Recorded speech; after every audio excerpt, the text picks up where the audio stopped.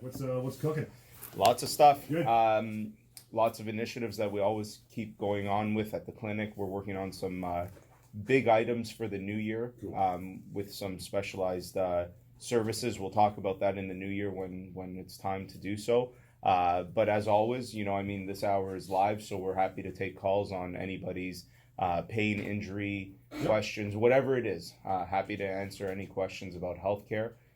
That's what we're here for. That's how it also works after the show, right? Just give me a call at the 1-855-55 Dr. Lou number, and then we can have a quick conversation about whatever the item is, and help you out in terms of pointing you in the right direction. There's times where you might have to come in, see me for an assessment. I obviously can't provide a diagnosis over the phone or over the radio, but I can definitely start to point you in the right direction. There's also been times when people have even called on the show and you just tell them that they're either doing the right thing or maybe they have to go back and see their family doctor. Maybe it's something out of the scope of what we deal with at Pinpoint Health.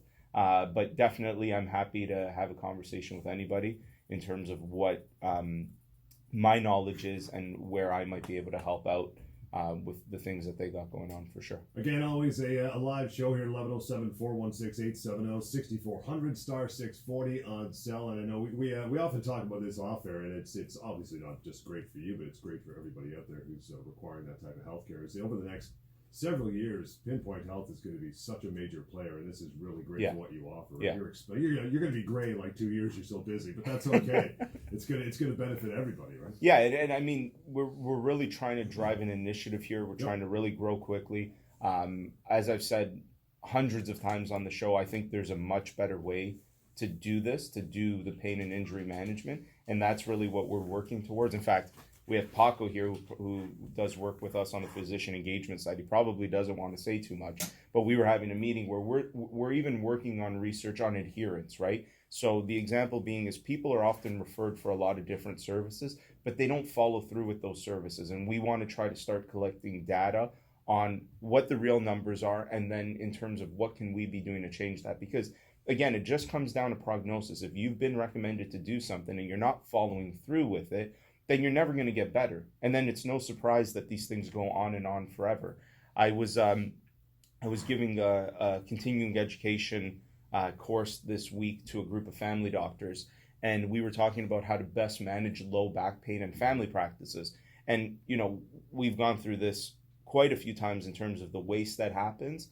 But what a lot of the physicians were relaying back to me is that people often don't want to do the stuff that they're being recommended to do. And so the classic example is you go in, you have a new onset of low back pain, you go see your family doctor. Your family doctor's job is really to make sure that this is not something other than mechanical back pain, right?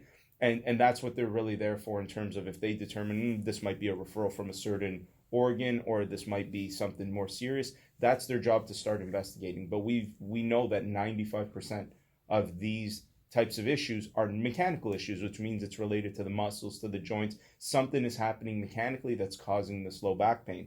And so those people really, most of the times, in terms of best management from an initial perspective, need the physical therapy, the chiropractic, the massage therapy, those things. So the doctor will then recommend, okay, I'm referring you to a clinic and, go get this care. And there's so many reasons why people don't follow through with that. And one of the big, and there's some reasons that we can't control, but one of the reasons that I think that we really need to tackle is that when people just don't want to do it, right? And so the problem is this person doesn't do those initiatives. They think just doing nothing will probably make them better. So they spend the next 2, 3, 4 weeks not doing anything, getting worse and worse and worse. They go back to the family doctor saying, I'm not getting any better. The doctor says, okay, well, have you gone for what I suggested? No, but now it seems so much worse. Okay, fine, let's send you for an x-ray, an ultrasound, just wasted money. Yeah, okay, let's send you for an MRI, wasted money. Let's send you to a spine surgeon, maybe it's surgical. No, most of the time, you don't need any of those things. The algorithms on this stuff and the research around it is very, very clear. It's not something that is consistently needed. Low-level imaging like x-ray often doesn't provide any benefit in the beginning. It might help if you're thinking there's a fracture of the spine. It'll be very good. But if this is something you're feeling low back pain in the absence of trauma, which means nothing really happened, you just woke up and there's no red flags. Red flags are things like severe unexplained night pain, maybe weight loss that's unexplained, severe night sweats, other weird symptoms, fevers, bumps. Control, can lose control. Oh, losing controls. Yeah, losing control of bowel bladder function is a very bad red flag.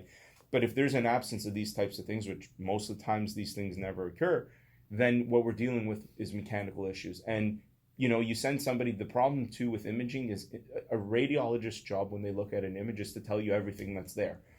So you start reading through these images, and all of these things sound very scary, right? There's osteophytic formation at L4, L5. Yeah. There's arthrosis of the all kinds of yeah. That's not a real thing, but it sounds like it could be. Silliness. It's lupus. It's lupus. Is it lupus? It's lupus, right? So lupus is a serious thing, but all of these other things, these findings, osteophytes, facet arthrosis, antrolisthesis. There's a lot of big terms that, when you go there, and this is what the physicians, the family doctors were asking me, they're like, how significant are these findings? They're not. The word is, but that's it. Right? Yeah, it just sounds like a bad word. And then when you take all of those words and you clump it together, what do you call it? Degenerative disc disease. Done. Like, it's a disease. That does not sound good, but it's nothing. Right. It's really not that bad. Just getting warmed up. Phone calls, they're open for you. Have health concerns of your own. That's why we're here for